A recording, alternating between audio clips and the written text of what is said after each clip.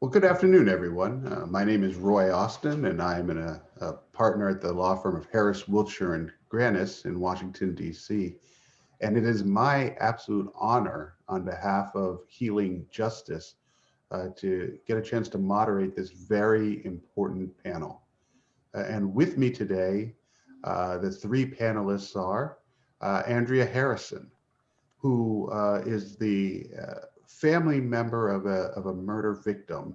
Uh, Her mother, Jacqueline, was murdered in New Jersey in 1987. The person convicted of Jacqueline's murder was released 18 years later based on DNA evidence. It is now, the case is now a cold case, and Andrea and her family continue their search for justice. You'll also hear from Christopher Turner. Chris was charged with murder in 1984, along with 16 other young men and women of color in Washington, D.C. The Mid Atlantic Innocence Project took up Chris's case and discovered evidence that the actual perpetrator was a lone serial murderer who had committed similar crimes. Chris spent 26 years in prison, wrongfully convicted. And also joining us is Kimberly Cook. Kimberly Cook is a professor of sociology and criminology at the University of North Carolina in Wilmington, a person after my own heart since my father was a sociologist and criminologist at Penn State University for a long time. Kim is also a restorative justice practitioner whose current research focuses on original crime victims and survivors in wrongful conviction and exoneration cases. I really want to start this conversation with you, Andrea. And Andrea, just tell the audience a little bit about the situation with your mother, Jacqueline. Like you said, my mother, Jacqueline Harrison, was raped, tortured, and murdered in 1987. And the person originally convicted of her crime was later exonerated due to inconclusive DNA. Over time, DNA had disintegrated, things had gone lost, missing. And so now she is still not at rest. And me and my family are still looking or seeking justice for Jackie. That's our phrase. We're looking for justice for Jackie. And Andrea, what role do you think that race played in your mother's case at any level? For me, make sure I'm off mute. Okay, yes. Well, for our family, when it comes to my mother's case, we do, for me, I'll speak for myself. I think that when it comes to her case in the original trial, which spanned from 1987 after she was murdered, and then the conviction that happened in 1989, I could definitely assume that race played a role. And I say that because it does in every case, it happens every day. And my comments for this particular question, I'm going to steer them towards the media because I was 3 years old when my mother was murdered and going on 4 years old. So I can't speak from any other perspective as far as interaction with those within the criminal justice system who were attempting to support my family through this challenge we were facing in my mother's murder. As you all know, the media definitely controls the master narrative for the broader audience. They tell you what to believe, what to think, what to eat, and that's how your town, your state, your country, and even the world sees or views people because it is what they are fed. And so people generally, at least back then, they believe what the media told them. And so everything that they heard, it's, widely to be believed to be true. And so the media usually will paint a picture and that picture gets left in your mind. And so, we all have biases and they come from our lived experiences, and it also comes from what is fed to us, what we see daily. And so it's, again, no secret that media uses race to sensationalize things that happen in order to steer whatever its broader audience is, to feed its stereotypes, biases, and those kinds of things. I can remember for me probably being maybe third grade. My grandmother she did keep all the news clippings from my mother's murder case. and they were in a photo album. And I remember coming across those news clippings and reading some of the headlines and the things that they were saying about my mother. And back then, one of the first few headlines, or one of the biggest headlines that I saw, was that my mother, and it said a young Black woman was found brutally raped, tortured, and murdered. And it was the most heinous crime in the Burlington County area in 1987. It was something unheard of, nothing that they had ever seen. And I'm not sure why it was necessary to put the fact that she was a Black woman in there, for me, because I am a person who thinks about facts. And the fact of this particular case was that a young mother of two, who was 25 years old, was raped, tortured, and subsequently murdered. And that's it. That period. She was a woman, a mother. She was raped, she was tortured, and she was murdered. So her race necessarily for this, for me, did not matter, because the goal should be to find the killer of this woman who was murdered so that they can be tried and held accountable for their crimes. And Now, Andrea, I'm going to cut you off 1 second. I apologize. I want to bring Chris into this conversation. Chris, can you tell us your story, just so that the audience hears it directly from you? Well, my story basically is the tragic story of a young man who had finished high school, was doing everything right, was on the fast track to successful career, I believe. I was a community activist. I was active in my community. I worked as a summer youth aide. I volunteered for city council members in my community. And I was doing what I thought was the right thing, or the things normally that a young man would do. I grew up literally on Capitol Hill. I played hide and go see at the Supreme Court and on the Capitol building, rode my skateboard. I woke up one morning. In fact, it was almost 36 years ago. Tomorrow will be 36 years ago. And I was charged with a heinous crime for the murder of someone in my neighborhood. A personal friend of mine's mom had no knowledge, had no idea that I was being charged with this crime. We were not charged, just to rewind back a little bit, a total of 17 people were formally charged with this crime. Ages ranging from, I believe, 15 to 26. Made no sense then, makes no sense now, including women. I was charged with this crime. I never in a million years thought that it was impossible that you could convict me of this crime, not knowing that my conviction prior to my arrest was already taking place in the media, through the media outlets, through the articles that was written. Hey, Chris, I'm going to interrupt you 1 sec just to get a little bit more. What were your interactions with the police department prior to this arrest? No interactions. I had no prior arrests, no charges. Like I said, I graduated from high school when I was 17. I was working in the community. I cared about my community. I was driven to go into the Air Force.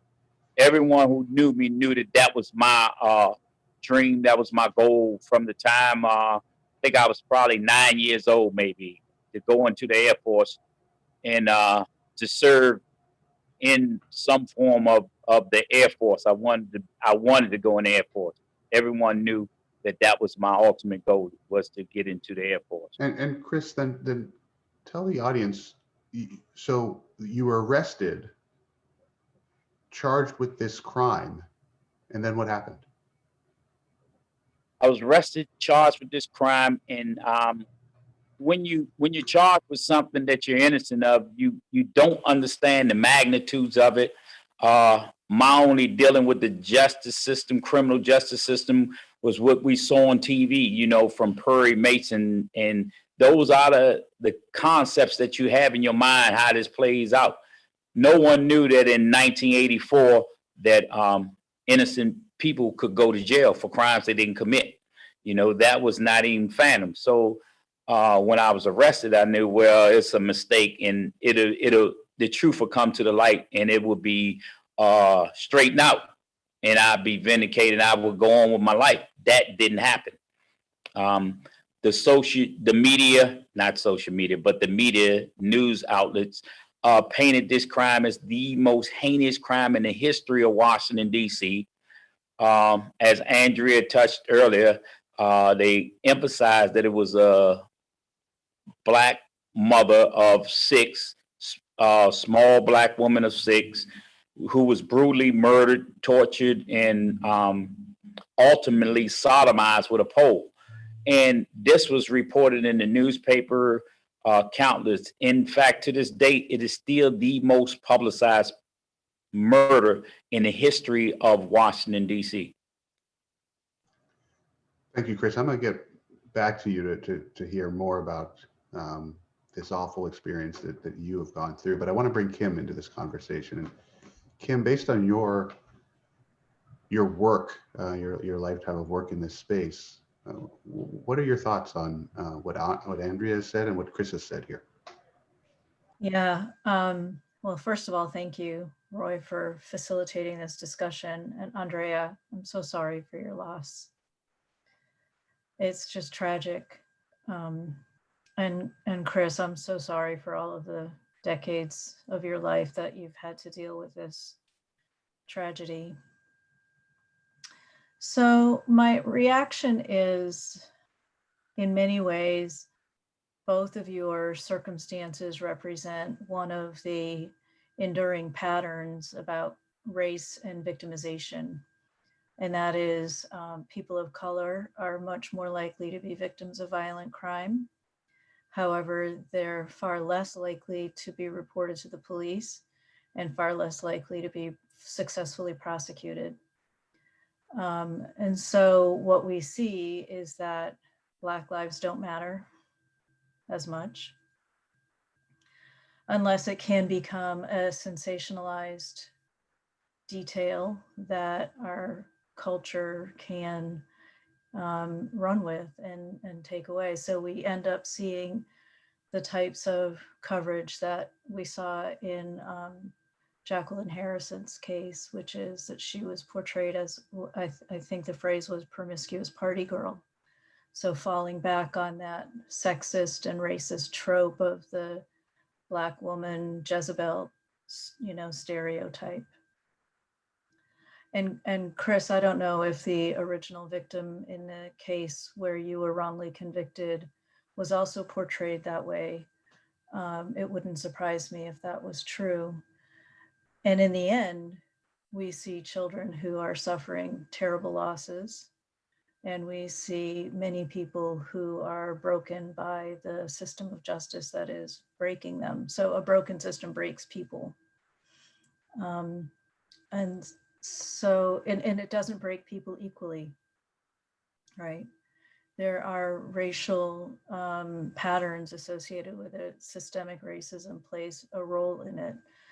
And so does systemic sexism, right? These two things converge in these cases where we have elements of racism and elements of sexism playing out in all of these cases. So those are some of my initial thoughts. Thank you, Kim. Chris, I want to go back to you for a moment. Sure. So the jury, you went to, it was a jury trial? Yes, sir. Went to a jury trial. Go through that.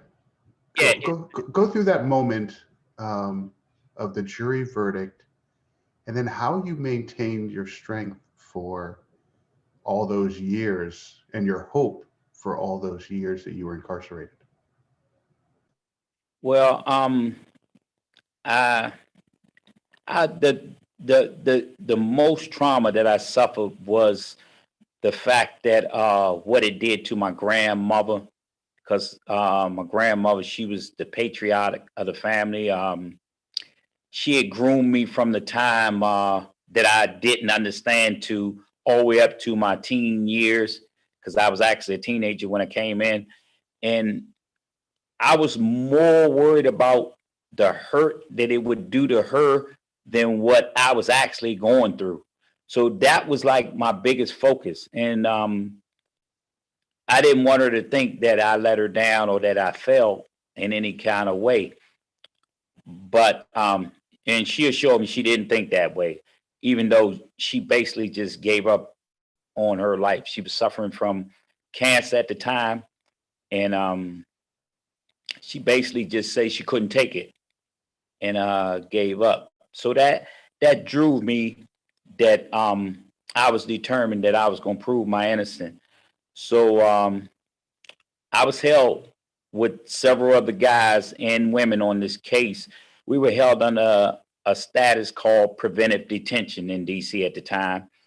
And what this status meant, that they could go up to 9 months without actually formally indicting you for the crime, but they could hold you during that period.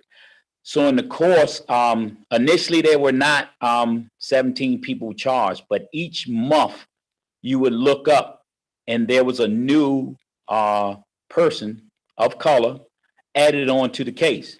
You look up and you're reading the newspaper and you find out that they arrested such and such, and you're like, well, who is this? And we're trying to figure out who it is, and then you realize and you find out, oh, that's me, man. I'm charged on that case with y'all. And I'm like, you charged? Man, we didn't hang out. And those how our conversations were going to both. Only time we ever saw each other was at the what we call the go-go or the clubs in DC when the bands come out. And those were basically all our dealings and associations and affiliations. So we're like, well, how did they charge you? And people were like, man, I don't know. They told me that if I don't say this, that I was going to be charged. And so they charged me. And so this went on for, I want to say up to like 6 months prior to the last person they charged. We had been held under the preventive detention status.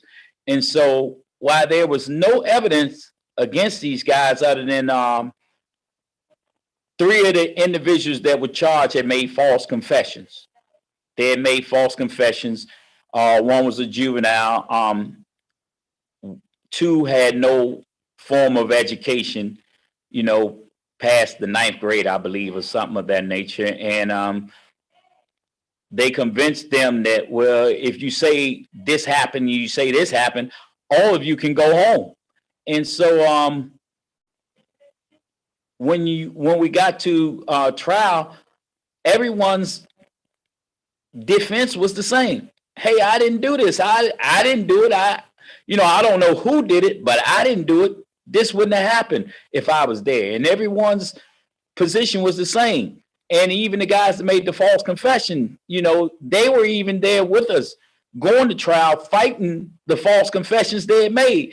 They're like, man, they told me to say that. I didn't mean none of that. I said it because they told me to say it and I was going home.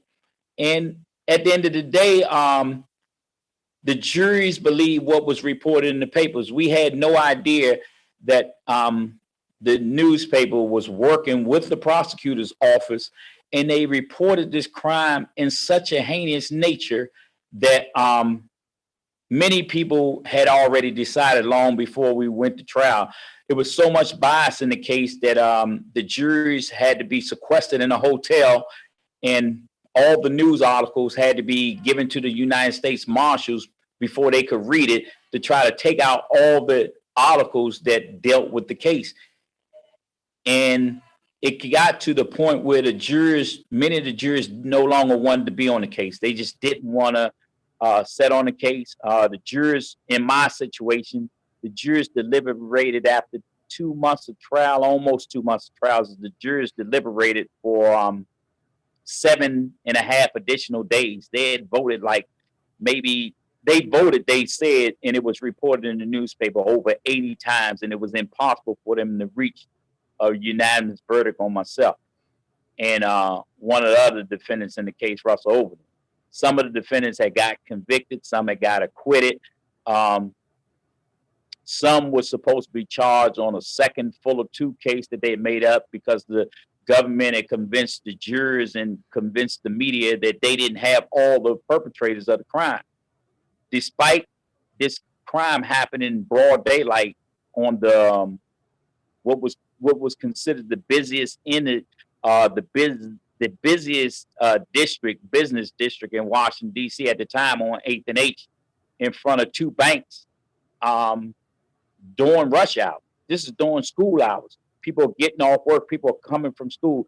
This is the first of the month. People are cashing their checks. People are just going about their daily business.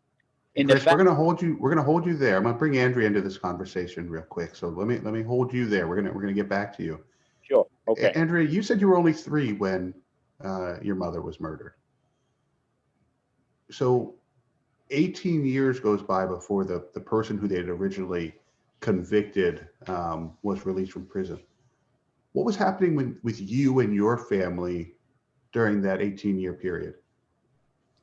During that 18-year period, we were trying to find some sort of sense of normalcy. So for me and my sister, it was, learning life without a mom, and how to navigate that kind of world. And, my grandmother, thank God and rest her soul, she was there for us and able to take care of us and step in because my mother, had been killed. And so my family, of course, they surrounded us and they always were near to make sure that, we had the things that we needed. But for me and my sister, I mean, there's a void there, and for me especially, and my sister doesn't, she doesn't like to talk about it too much because she's a little more sensitive about it than me because she had a longer time with my mother. So I know it impacts her in a different way. And for me, like I said, because I was 3 going on 4, I have to look at it through the lens of facts and feelings for myself.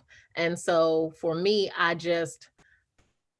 guess in a sense, I was satisfied during that time because somebody hurt my mommy, in a child's perspective, somebody hurt my mommy, but they're now not able to hurt anybody else. So I'm okay. I don't have to worry about them. As I got to be a teenager, I did have the feelings of maybe I should reach out to this person just to kind of see what was going on in his brain. And why would you hurt my mama like that? Why would you take her from these 2 young girls? And the thing is that then Andrea, when did you get the first inkling that people were re-examining this case and that the person who was locked up was not the person who had actually killed your mother? Roy, that is a fantastic question. And I always like to address this because it puts a little disdain in my heart. We were not notified when the Innocence Project was reaching out to Mr. Peterson over how many ever years before he was actually exonerated. We were contacted via the prosecutor's office. One of my aunts is like the main point of contact for our family. And they reached out to her and she, of course, called my grandmother and let my grandmother know, hey, something's going on with the case. Basically, you guys need to come to Burlington and talk to the prosecutor and so they can address the whole family and let us know what's happening. And this was not very far from when Mr. Peterson was actually exonerated in 2005. So getting that news, your whole body goes into shock. You're like, wait a minute, I'm re-traumatized all over again. Not only have I had to live with the trauma for the past whole life of mine, 18 years per se, that my mother has been murdered, taken away from me, and I didn't have her as that fixture that I needed as a young woman growing up, looking to become a mother and all of those things. But then you're coming to tell me that the person you said that did it didn't do it, or you're not sure that they did it, or you just want to check again to make sure they did it. And so and this is in your early 20s, late teens, yeah, at this point that you're first learning about this? Early 20s when I was first learning about Mr. Peterson having been about to be exonerated, literally months before the exoneration happened for him in 2005. And what's going through your mind at this moment? Like, are you like he did it, we need to just move on, or are you starting to have questions in your mind? Um, yes and no. So there, of course, was something in my head that said, well, if he didn't do it, why didn't he do it? Because I read all the articles and I definitely asked for all the case files once this exoneration started happening. I said, hey, I can read. I'm a grown up. Send me all the files. I'll pay for it. Doesn't matter. I want to read what happened in this original trial because I want to understand how now today, 18 years later, you guys are saying that he did not do it. Weren't there witnesses? Wasn't there DNA? All of these things. And so what was shared with me that I can remember through all of the emotions that we were all going through was that, yes, there was DNA. Some of the DNA was disintegrated. We are going to try to use what was saved that we could find in the evidence room to see if we can put that back through the system and test it against Mr. Peterson. It was something like hair follicles that were used to convict him, and the hair follicles that they had and they reprocessed, they didn't match to his, and it was something. And I don't want to.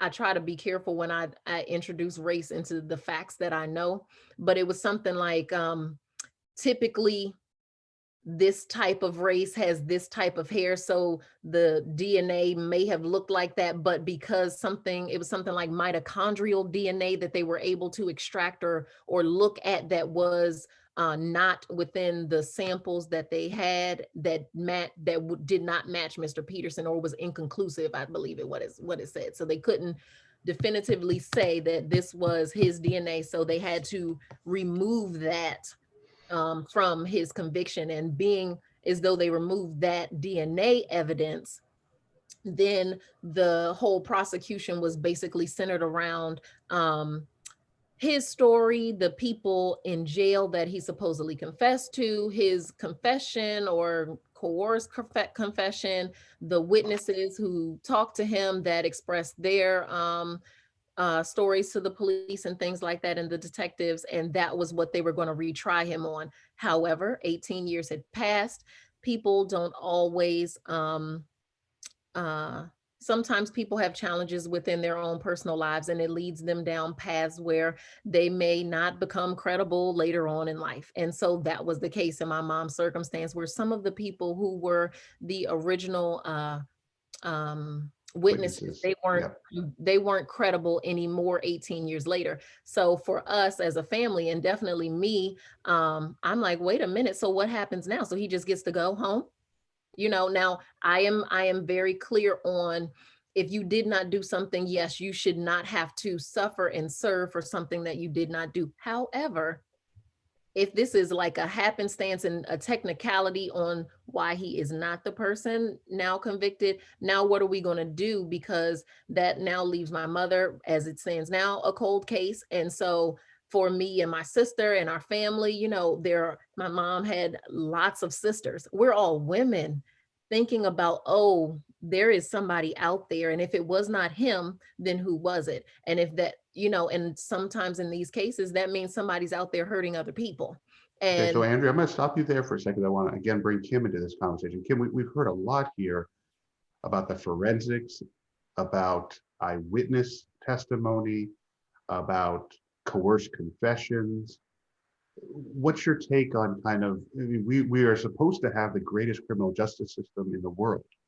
And what is your take on what Andrea and Chris are talking about here with respect to what happened in their cases? So even with, quote, the greatest justice system in the world, there are going to be mistakes, and there's going to be flawed outcomes. There's going to be miscarriages of justice. The systems that are in place to investigate and prosecute crimes occur and are conducted by people who make judgment calls along the way, and other people who ratify those judgment calls along the way. And sometimes early on in an investigation, tunnel vision can set in, and other elements can factor in.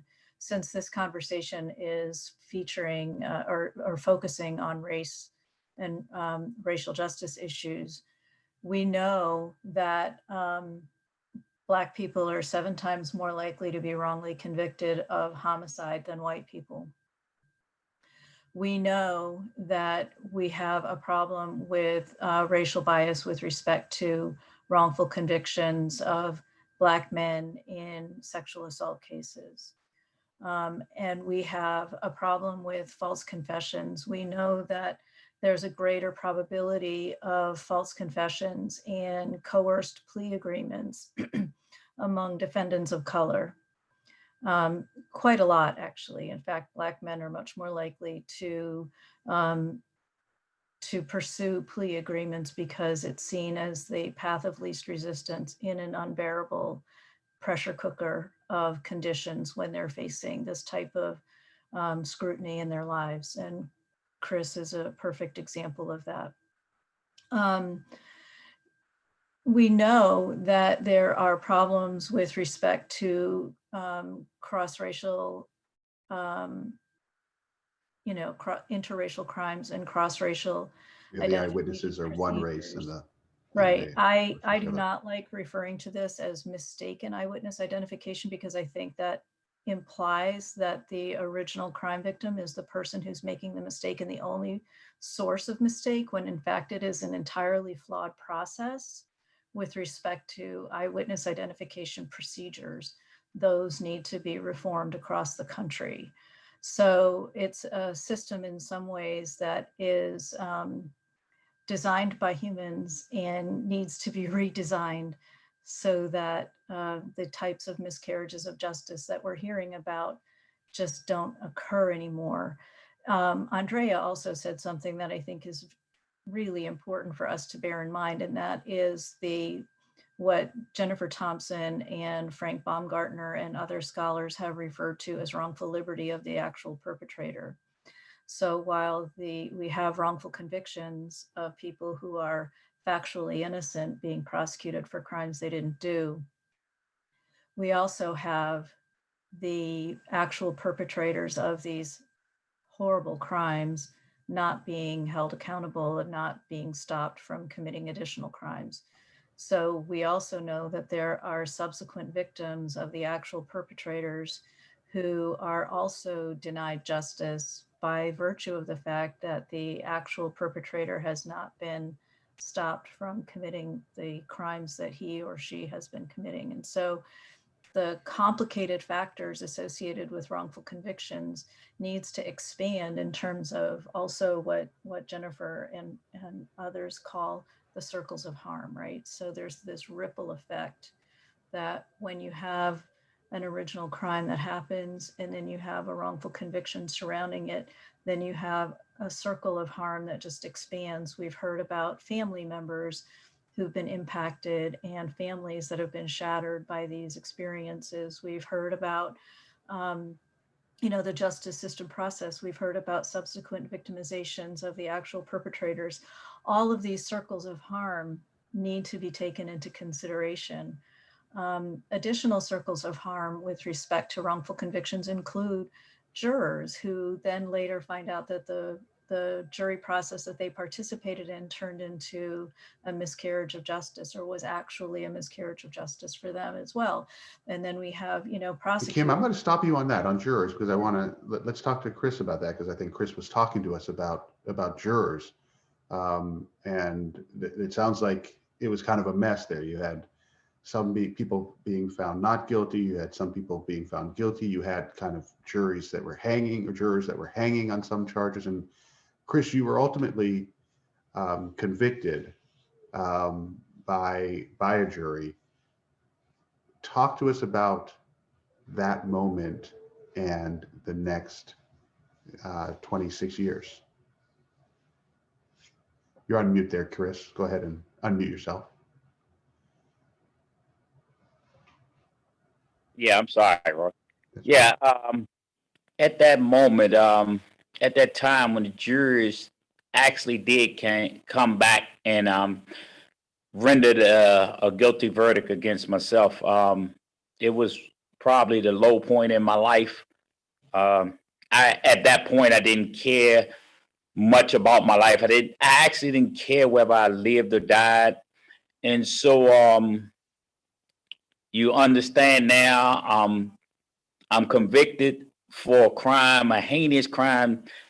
out of my community. My community is divided, because they think that, well, if it's on TV, they must have did something. And so even if you didn't, they got something right, because you had to be somewhere, even at the wrong place at the wrong time, not having the facts. In fact, in my particular case, the jury never heard all the facts because a ton of evidence was eventually suppressed by the United States prosecutor at that time. Hey, Chris, let me ask you this, just on the race. Do you know the race of the jurors, the judge, the prosecutor, in your case? Yes, the judge was a white, hard, really hard, extremely conservative. One of the hardest and hard-nosed pro-prosecutor judges in the history of DC.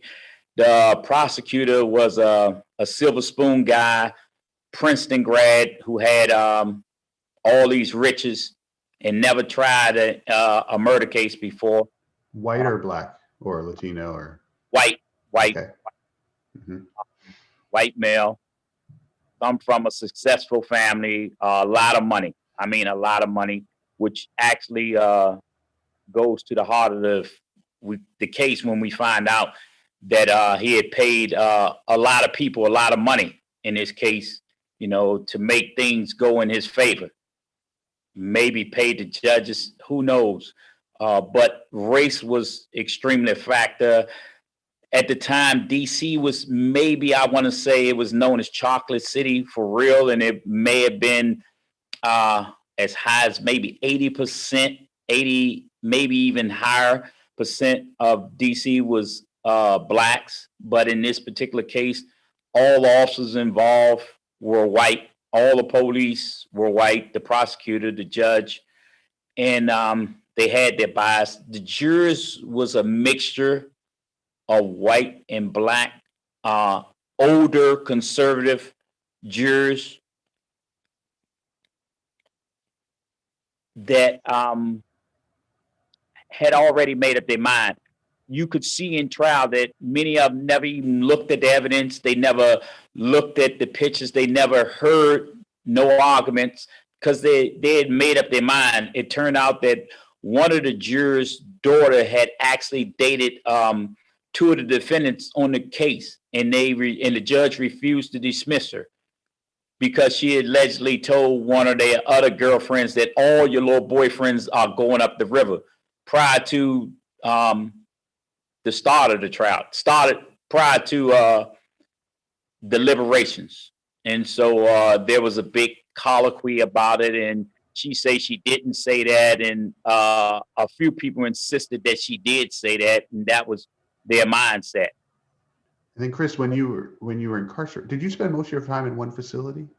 No, unfortunately, I spent time. I was transferred on 18 different occasions over the course of 26 years because I wouldn't shut up. I wouldn't stop talking about the case. I told you when I was convicted, I was at a low point in my lifetime. And so I thought, believe it or not, I really thought my situation was the worst situation in the world. I didn't believe no one situation was worse than mine. And I read a book called Coffer Boy that detailed atrocities in South Africa during apartheid. Now, again, I was in Kentucky, first time ever. I'm in a state, Kentucky, where you actually. Well, Chris, something happened. I think you ended up hitting your mute button. Whoops. Hello. Hello. Sorry about that. Yeah, Chris, no, let me just take that break to jump to Andrea for a moment here.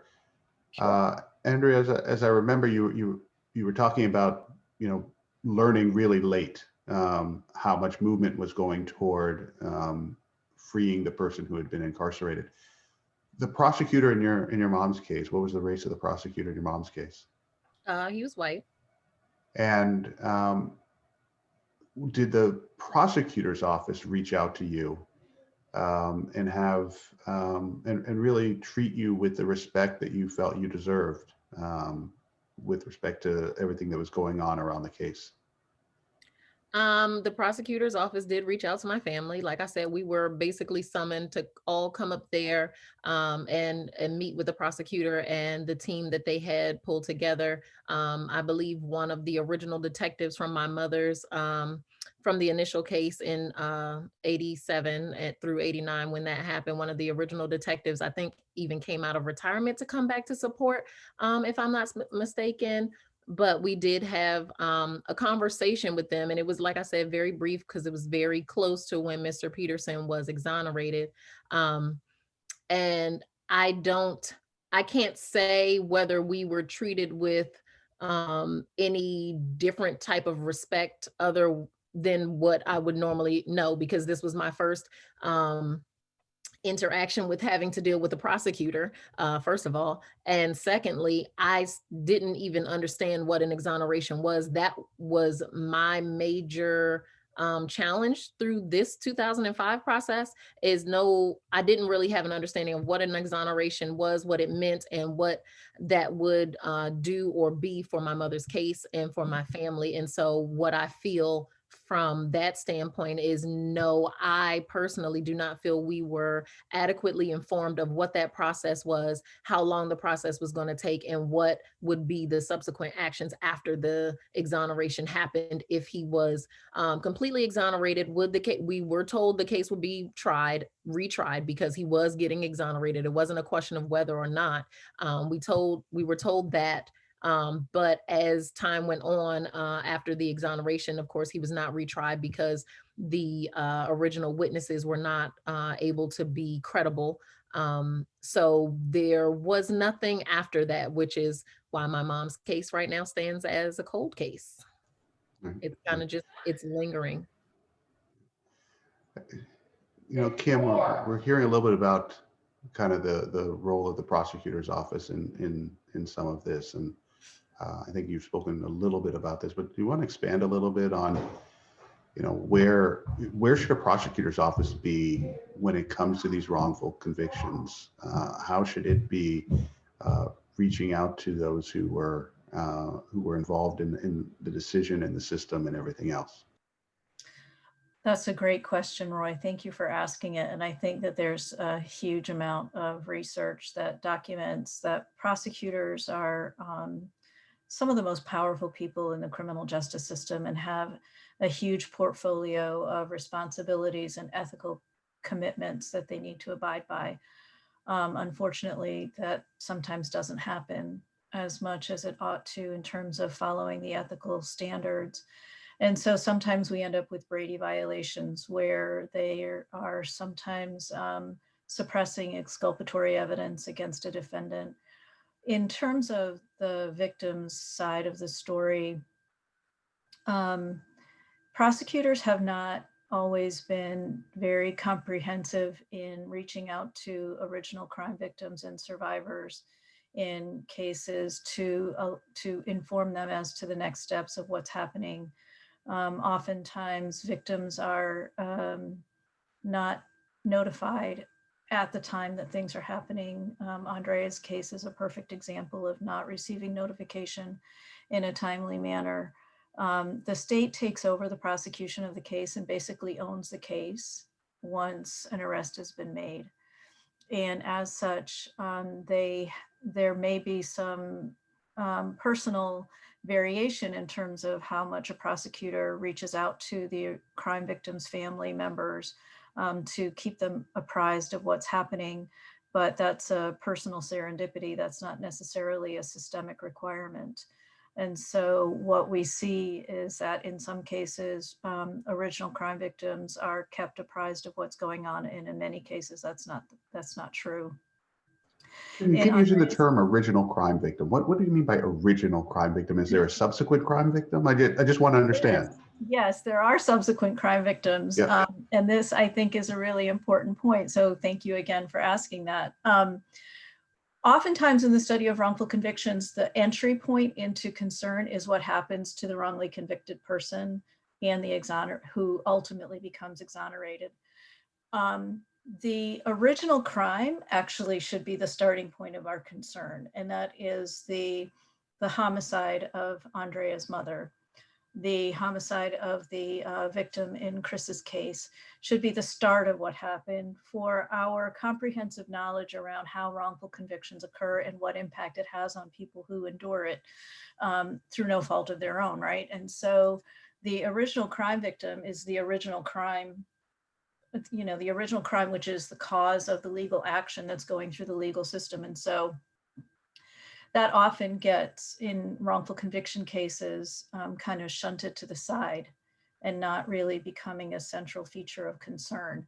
And so the central feature of concern tends to become then the criminal case against the defendant, the original defendant, and then who is later exonerated and released from prison. And so what we hear is that the original crime victims almost become a shadow figure in these cases that stay in the background and don't become the central concern. What we at Healing Justice believe is that original crime victims and the wrongly convicted are all victims of the original perpetrator, right? And that the original crime itself is the starting point of when the calamity happens that results in the wrongful conviction and then wrongful incarceration for decades. We've heard in Chris's case, 26 years of his life that he can't get back. And in Andrea's case, 18 years of her life and her childhood that she went through growing up under one set of beliefs and understanding of how her life was impacted by this tragic loss of her mother, and then everything gets flipped in terms of her knowledge and her understanding, right? Their experiences matter to the conversation around wrongful convictions and repair. And how do we repair that harm? How do we do a better job to prevent wrongful convictions? How do we reduce the harms associated with wrongful convictions?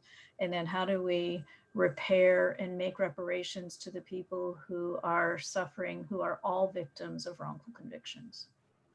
Chris, your story is so complex that you know, this is something that we should spend, you know, a whole law school seminar studying all the aspects of yours.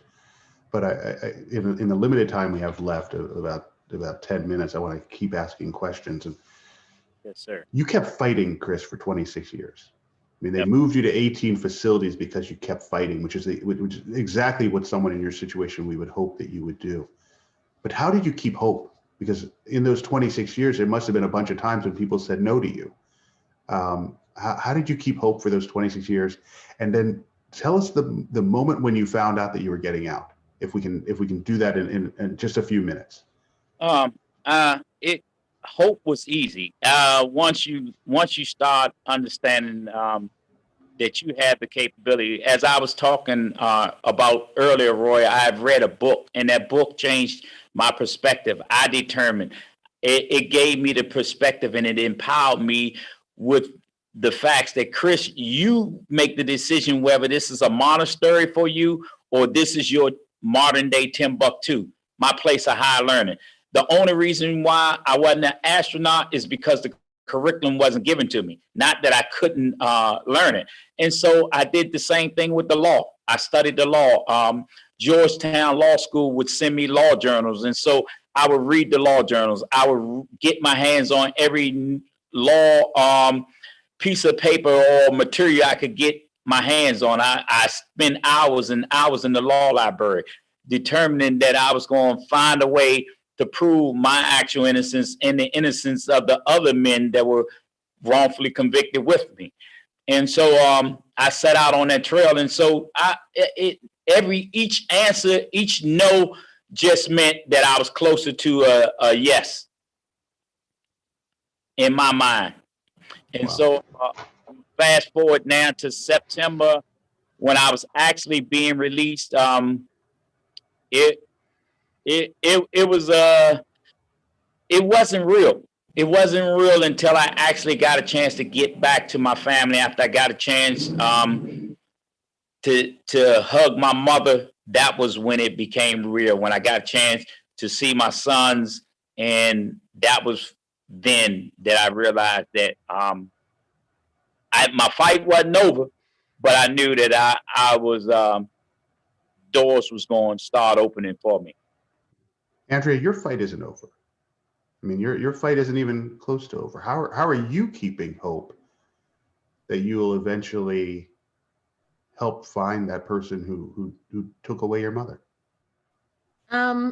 So I want to go back to say one thing, because anytime I have these conversations, I am never interested in addressing the innocence of Mr. Peterson or not, because that's not my job. My whole goal is justice for Jackie, like I said at the beginning, and I wanted to make that very clear, because he has family and himself who, this is very personal to him. And I typically steer away from even saying his name, because again, my goal has nothing to do with him.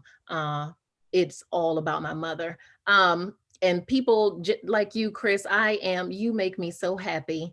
And I am so glad that you have gotten your freedom back and that you kept that hope, because it is hard, especially in situations like mine, with my mother and her case being and continuing to be for 33 years now, a cold case. And it, for lack of better terms, and I try to be scholarly here, but it sucks. It really does. And it's hard.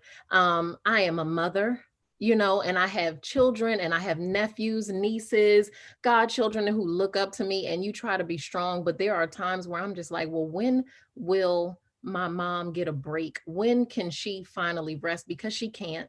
And my grandmother passed away, not knowing, after hearing this exoneration, not fully understanding who had killed her child, right? And my grandfather, I love him. He's a fighter and he's still hanging in there. I want him to be able to have that peace, whenever his time is ending and he can reconnect with her, on the other plane. But for me, keeping hope alive, it resides within my kids and my dad. Oh my gosh, they are the source of that hope for me, because and I'm trying not to get emotional because this gets a little hard for me sometimes, but my dad has been a fixture. And for me, he taught me very early on that he's so amazing. Oh gosh, sorry. But he taught me early on that people are inviolable, meaning that no matter what your race, your sex, your age, their value begins when they are born, and it can't be taken away even when they die. So for me, no matter what you could tell me about my mother, even Miss Kim, how you pointed out that they did try to tarnish my mama's name, right?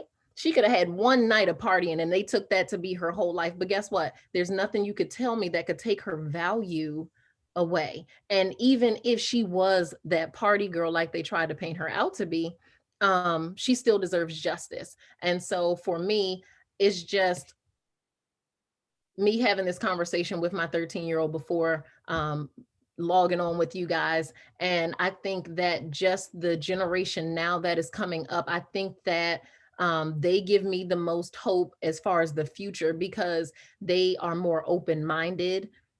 They have an awareness, this younger generation, and they are privy to so much more than what I was when I was younger. And like I said, how the media steered people's opinions and controlled that master narrative.